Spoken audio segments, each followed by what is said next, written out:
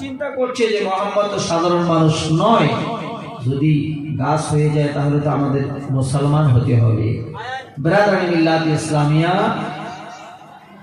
কাফিরগণ সরদারকে বলছেন, সরদার আপনি তো শর্ত দিলেন ওই মুসলমানের নবীকে যে বীজ থেকে গাছ হবে, ফল হবে, ফল আমাদের খাওয়াবে আগামীকাল সকালবেলায়, আর আমরা মুসলমান হয়ে যাব।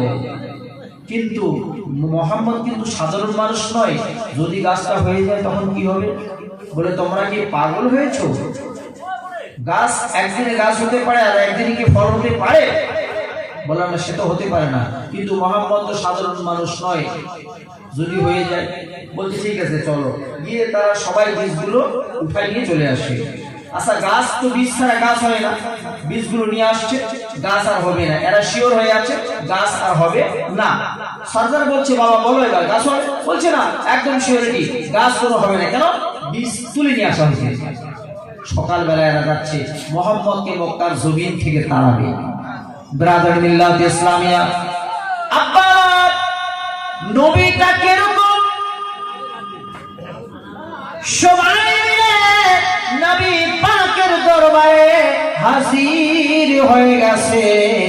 বলছেন মুহাম্মদ, ও মুসলমানের নবী, আপনি আমাদের খেজুর খাওয়ান, আমরা কলেমা পড়ে নেব। আমার নবী তাদেরকে নিয়ে যখন বাগানের দিকে চলে যাচ্ছে, যেতে যেতে যেতে যেতে যখন কাছাকাছি পৌঁছে গেছে, ও আব্বা আমার নবীর হাতের বরকতে আমার আল্লাহ বিনা বীজে খেজুরের বাগান তৈরি করে রেখেছে। বাগান তৈরি, খেজুর। নবী পাক একটা গাছের নিচে দাঁড়িয়ে বলছেন, এই গাছ আল্লাহর হুকুমে, এই গাছ আল্লাহর হুকুমে তোর গাছ থেকে কিছু ফল আমার হাতে দে। সঙ্গে সঙ্গে থরথর করে ফলগুলো পড়লো আমার নবী সবার হাতে। আপনার খেজুরগুলো তুলে দিলেন, সবাই খাচ্ছেন, মাথা হিলাচ্ছেন। আল্লাহ রাসূল জিজ্ঞেস করলেন, বাবা খেজুরগুলোকে মজা আছে কি মজা নাই? বলছে হুজুর এত মজা পৃথিবীর জমিনে আর কোন এরকম সুস্বাদু খানা নাই।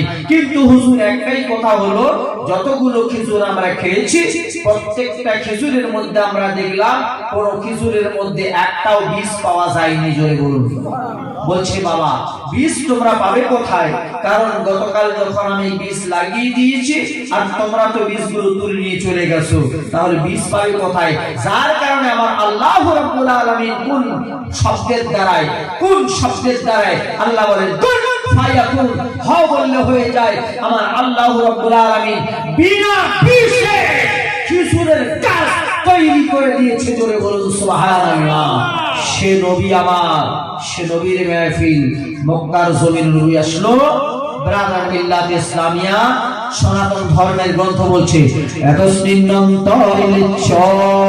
আচার্যের সমন্বিত মহামদ ইতিখ্যাত শিষ্য শাখা সমন্বিত নেপথ্যৈব পাদ এবং মরুস্থল নিবাসিনী গঙ্গা জলেশ্চ সংস্নাপ পঞ্চকব্য সমন্বিত চন্দনাদি ভীর্বচ্ছ তুষ্টাবমন সাহরম ত্রিপুরা সুরনাশায় বহু মায়া প্রবর্তিনে নিচ্ছল উদ্দায় শুদ্ধায় সচ্চিদানন্দ রূপিণে তম্বাং হিংকিং কর শরণার্থ উপাগতম।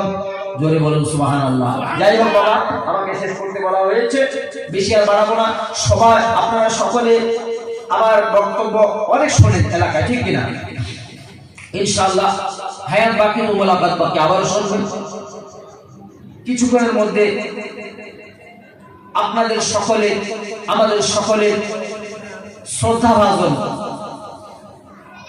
হযরত আল্লামা মাওলানা মুতালিব সাহেব চলে আসবেন। তার আগে আমাদের আল্লামা মাওলানা রফিউল বারী সাহেব, উনিও আপনাদের সামনে কিছু আলোচনা তুলে ধরবেন। দেখুন বাবা, প্রত্যেকের একটা হক আছে, উনি এলাকার হলেও কিছু হক আছে, ওনার বক্তব্য আপনারা সবাই শ্রবণ করার চেষ্টা করবেন। আমার সংক্ষিপ্ত বক্তব্য তাড়াহুড়ো করে বলেছি,